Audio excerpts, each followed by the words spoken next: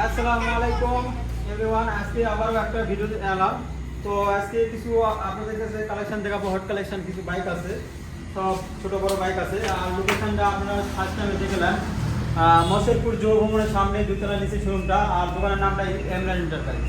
তো আজকে সব বাইক অফার চলবে আর সস্তা রেট চলবে।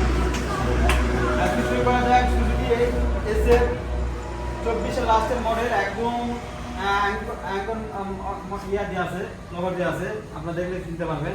তো এটা এফআই ইঞ্জিনের বাইক এসএফ স্পেশাল এডিশন, একদম সুপার ফ্রেশ কন্ডিশনে আছে, একদম জেনুইন 9000 কিলো চলা, কোথাও কোনো দাগ স্পট এই ধরনের কিছু নাই কো। আর দামটা শুনবেন, দামটা অনলি 1 লক্ষ না, 1 লক্ষ না, এটা হবে 2,50,000 টাকা। আসলে আরো ডিসকাউন্ট পাওয়া যাবে, আসলে আরো ডিসকাউন্ট পাওয়া যাবে। আর যাদের পালসার যাদের দরকার, পালসার আমাদের কাছে আছে সিঙ্গেল চ্যানেল এবিএস 7-8 মাসের বাইক, একদম সুপার ফ্রেশ কন্ডিশনে আছে, অনটেস্ট অবস্থায়। তো এই বাইকটা নিতে আসলে আপনারা অবশ্যই এগুলো বাইক এমরাইডার বাজে আসবে। এটার দাম পড়বে 1,85,000 টাকা। আসলে আরো 5,000 টাকা ডিসকাউন্ট করে দিব নাকি ভাই। আনঅফিশিয়ালের মধ্যে এই গাড়িটা কেউ পছন্দ করবে না। কি জন্য পছন্দ করবে না? 22 সালের মডেল, কিন্তু চলেছে অনলি 5,000। কেউ অবিশ্বাস করবে, আসে চলা বেশি এসে আপনারা ওয়াইডি চেক দিয়ে নিতে পারবেন এগুলো ভাই, কোনো সমস্যা নাই। এটা জেনুইন 5,000 কয়েক কিলো রান করা, একদম সুপার ফ্রেশ কন্ডিশন আছে, অন টেস্ট অবস্থায়।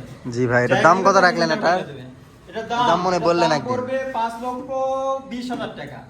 আসলে আরো ডিসকাউন্ট করে দিব, সমস্যা নেই। ঠিক আছে। আর এই পাশে আরেকটা বাইক আছে R15 V3 ব্লু কালারের একটা বাইক, অফিশিয়াল না ভাই? এটা অফিশিয়াল, হ্যাঁ অফিশিয়াল। 24-10 থেকে 11 মানে বাইক, একদম সুপার ফ্রেশ কন্ডিশনে আছে, কোথাও কোনো দাগ স্পট এই ধরনের কোনো কিছু নাই। এটাও 5-6 হাজার কিলো চলা, আর টাকা জমা দিয়ে আছে ব্যাংকে। এটার প্রাইস কত রাখলেন ভাই? এটা হ্যাঁ ভাই, দাম রাখছি 4,50,000 টাকা। 4,50,000 টাকা দাম রাখছি, আসলে আরো ডিসকাউন্ট করে দিব। যাক ভাই, যাই আসবে, ভিডিও দেখবে, আসে বলবে, তাই আরো ডিসকাউন্ট করে দিব, সমস্যা নেই। আর ভিতরে আরো কিছু আমাদের কাছে বড় গাড়ি আছে। এখানে আরো একটা আছে R15 V3। মনে হয় আমাদের ইমরান ভাইয়ের মনে হয় মাথা একটা পুরাটাই গেছে। এত একটা ছোট জেলার মধ্যে এত বড় বড় গাড়ি কি জন্য রাখছে, আমি সেটাই ভাবে চিনতে পারি না। আমি এটাই ভাবে চিন্তা বুঝতে পারছি না, এত বড় গাড়ি কি জন্য কিনতে হবে। তো যাদের V3 দরকার, R15 এটা ইন্ডিয়ান তাই না ভাই?